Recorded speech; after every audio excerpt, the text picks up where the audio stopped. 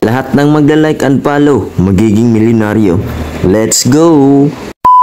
Yo, what's up mga parts? So welcome back for our vlogs. For today's video mga part ay nandito tayo sa motor show sa bayan ng Lazi, Siquijor. So ito yung mga unit na sumali sa show. Mga Stans Gang Siquijor, shout out sa kanila. Grabe yung mga unit nila, napakaganda. And then syempre, usapang stunts, napakababa. So, grabe yung mga unit na yan.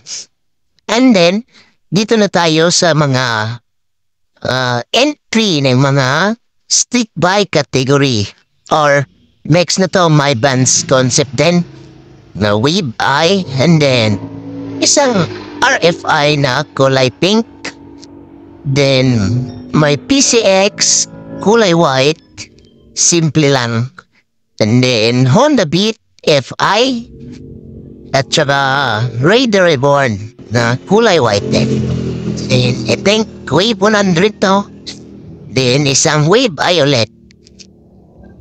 Dito may Raider car. So, ito mga part may isang RS150. And then, kay boss din ito, tropa natin. Shout out sa grupo natin dyan sa Thai Enthusiast Philippine June Siquijor. And then, kay boss, yan, Scott C. Wave Eyes kat yan dito si Siquijor ngayon. At sa lalo na sa TikTok.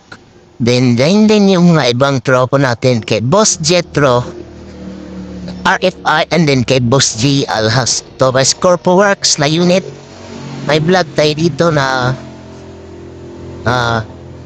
binubuo yung motor na yon. And then ito kay Boss Bri Malaysian unit, napakaganda ng sniper na yan, lalo na special mga part. On the click. And then, mga big bike concept. Ito talaga yung pinaka-idol ko sa lahat. Isang e-bike. First time ko makikita ng yan tong forma ng e-bike dito sa isla ng Siquijor. Nakita ko lang doon sa Bacolod nung pumunta ko doon at napakaganda. Then, isang Wave S, Wave I, and then, may mayroon shout out kay Mat. And then, yan yung Mio. Ito yung Raider Gen 1 na napakasulid na entry ng Southside Siquijor. Then ito, tropa natin na Rusi lang ang baon. Napakaraming unit ang nag-entry dyan. Ito ay Boss Christian TR. So, napakaganda. And then, literal na Thailand unit. Kips.